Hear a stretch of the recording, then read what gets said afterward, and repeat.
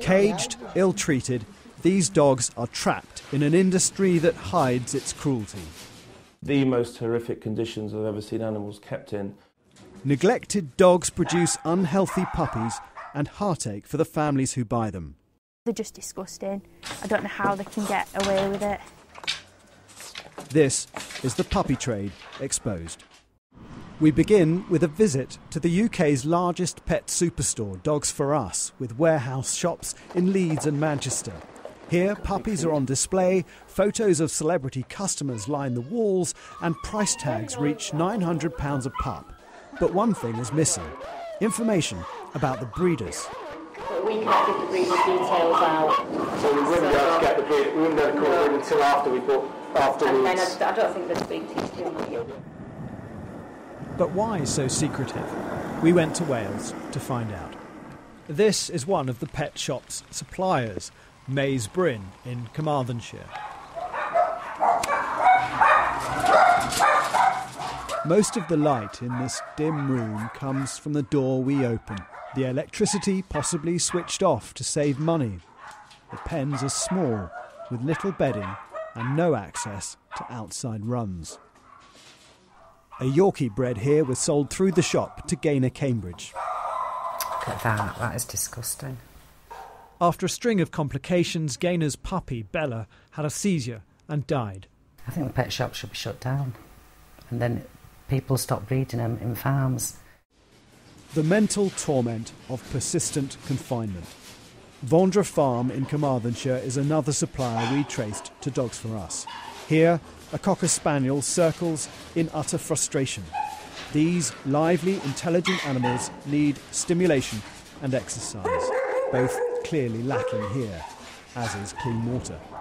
A third supplier to Dogs4us is Llynfforlan in Carmarthenshire.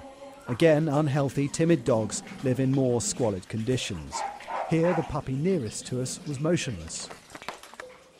They had crates for beds and empty water bowls. We distracted the breeders to obtain this footage, and whilst talking, they offered us a dog that could no longer breed to take home. Well, the Morgans on that last farm offered to give us this 7-year-old Bichon Frise. And although they've cleaned her up, you can see she's got a urine-stained coat, her teeth are rotten, and we're going to take her to the vet to get her checked up. Dolly, who we've now rehomed, had numerous health problems and signs of neglect. Vet Mark Abraham then watched our footage. We've got the puppy closest to us who doesn't actually look alive. The most horrific conditions I've ever seen animals kept in. There's just absolutely no care for these animals whatsoever, apart from to keep them alive, just to get more puppies out of them, which is sick. And poorly kept dogs can breed problematic puppies.